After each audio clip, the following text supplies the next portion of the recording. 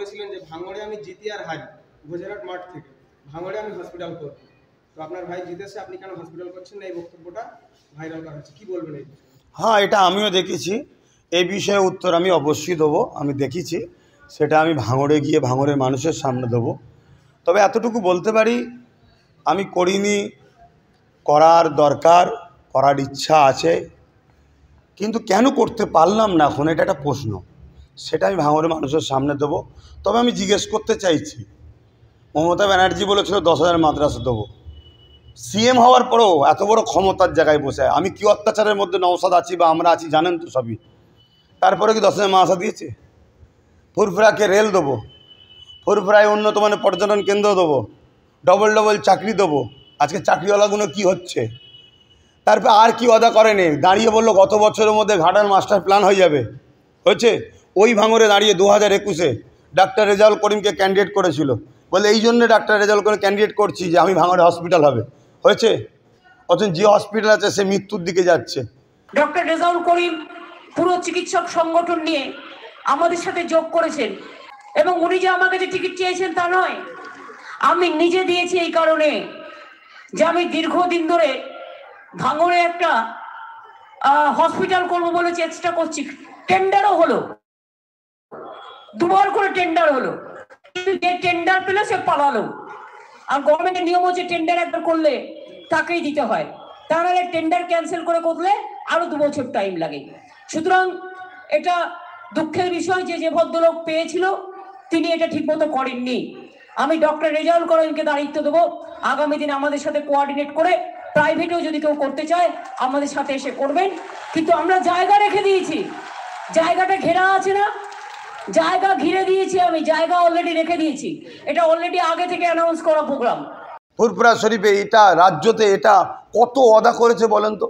সেগুলো করেছে কেউ একজন, যারা এগুলো তুলছে তাদেরই এখন যিনি দাদা তিনি বলেছিলেন যে নওশাদ যদি ভাঙড়ে যেতে আমি আমার কি বলে এমএলএ সার্টিফিকেট ছেড়ে দেবো, দল ছেড়ে দেবো, ছেড়েছে। এবারে এইটা বলে যে আমিও বলবো যে এগুলো ভোটের জন্য বলতে হয়, আমি এমনটা বলবো না। মোদি বলেছিল 2 কোটি করে চাকরি দেবো, অমিত শাহ বলেছিল ওটা জুমলা, আমি বলবো না যে আমি জুমলা বলেছি, না না, আমি দিল থেকে বলছি ভাঙড়ে হসপিটাল হওয়া দরকার, আমি করার আগ্রহী। কেন করতে পারলাম না তাহলে একটা প্রশ্ন তো। এই উত্তরটা ভাঙড়ে অবশ্যই আমি যাব, প্রোগ্রাম করব, আমার টার্গেট আছে, সেই প্রোগ্রামে দাঁড়িয়ে তার বিস্তারিত বলবো, বা আমার কোনো কাজ আগিয়েছে কিনা সেটাও আমি বলবো। বলার পরে আমি ভাঙড়ের মানুষকে বলবো যে আমি কথা দিয়েছিলাম, রাখতে পারিনি ভাই, সে কথা এই পর্যন্ত হয়ে ওঠেনি ভাই, কিন্তু কেন হয়নি এই কারণ সেটাও বলবো। তারপরে আবার বলবো যে আমার কথা ছিল ভাইকে ভোট দিয়েছেন আপনারা, এই বছরে আপনারা দেবেন কি ভাইকে ভোট দেবেন না সেটা আপনাদের ব্যাপার, আপনারা দিলেও আপনাদের ইচ্ছা, না দিলেও আপনাদের ইচ্ছা।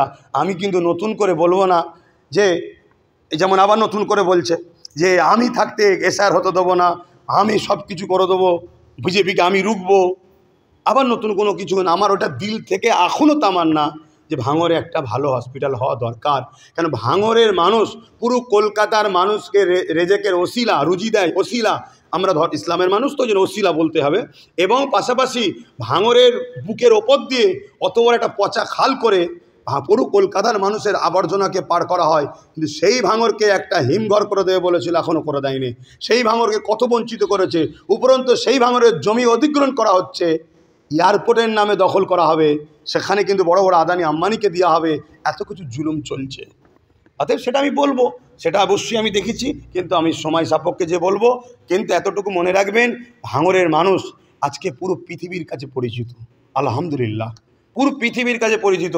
আপনি একটু বাইরে চলে যান, বোম্বাই চলে যান, কি রাজ্যে, ভারতবর্ষের যে কোনো রাজ্যে চলে যান, বা ভারতবর্ষের বাইরে কোনো বাঙালি মুসলমানের কাছে চলে যান, যে বলেন এই ভাঙড়ের মানুষ, আপনাকে একটুখানি দেখুন আপ্রাণটা অন্য জায়গার মানুষের থেকে আলাদা করে কি না, একবার মিলিয়ে দেখেন না। পাশাপাশি আজকে রাজ্যে কোনো জায়গায় কোনো মানুষ বিপদে পড়লে ভাঙড় যে এমএলএ তৈরি করেছে তাকে ডাকছে, মুখ্যমন্ত্রীকে ডাকে না, তাকে ডাকছে। ওই যে নদী ভাঙ ডাকছে, কোথায় আমার অমুসলিম কি বলে আদিবাসী অত্যাচার হচ্ছে, কোথায় তামান্না থেকে শুরু করে, কোথায় তিলোত্তমা থেকে শুরু করে, কোথায় ঝন্টুয়ালি, বিভিন্ন জায়গায় সেই ভাঙড়ের এমএলএ ছুটছে। এটা ভাঙড়ের মানুষের কৃতিত্ব। আপনারা ভেবে দেখুন তো, এই বিজেপি তো ৭৭টা না কটা পেয়েছিল, সেই জায়গায় তো এত হুড়োহুড়ি হচ্ছে না। শুভেন্দু তো এত বড় বড় কথা বলে, রোহিঙ্গাদের খালা, রোহিঙ্গাদের ফুপু, রোহিঙ্গাদের কি চাচি না মামি, কি কমনে দিন রাত বলছে মমতাকে। ওই তার বিরুদ্ধে তো 2টো থানা করে তাকে জব্দ করার প্ল্যান করা হচ্ছে না, উপরন্তু তার আগে পিছু কত ফোর্স দিয়ে তাকে ছাড়া হচ্ছে। এই দেখুন না অর্জুন সিং আজকে কত বড় কথা বলে, আজ ইসলামী তো কথা বললো, এই সুযোগে তোকে বন্দি করা দরকার, এত কেস হয়েছে, ওকে ধরছে। শুধু নওশাদ, শুধু ভাঙড় কেন, ভাঙড়কে জমি অধিগ্রহণের নামে উচ্ছেদ করতে হবে। ভাঙড়ের মানুষ যেটা ভালো বুঝবে সেটা করবে। তবে আমি একটা কথা দিয়েছিলাম, স্বীকার করছি, কিন্তু সেই কথার উপর আমি আজও দাঁড়িয়ে আছি। আমি যে দাঁড়িয়ে নেই তা নয়, চেষ্টা করেছি কি করিনি, ভাঙড়ে যারা আমার চীনা পরিচিত আহলে সুন্নাত ওয়াল জামাতের ছেলে তাদেরকে দাঁড় করাবো, তারা উত্তর দেবে আব্বাস সিদ্দিকী কী করতে চেয়েছে, কেন হয়নি, সব বলবো। সেটা যদি আমাদের দর্শকদের সামনে একটু যদি বলেন যে কেমন বাধা পেলেন, না অর্থের অভাবে, না সরকারি সহযোগিতায় করতে পারলেন না কেন? আপনারা নিশ্চয়ই জানেন জুলুমটা কিভাবে হয়, অর্থ থাকলেও হয় না। আজকে আমি একটা 4তলা বিল্ডিং করে রেখে দিয়েছি, আজও আমার কাগজ আটকে পড়ে আছে। এর চেয়ে বেশি আমি বলছি তো, এটা ভাঙড়ের মানুষের সামনে যে আমি ঠিক সময় হলে বলবো।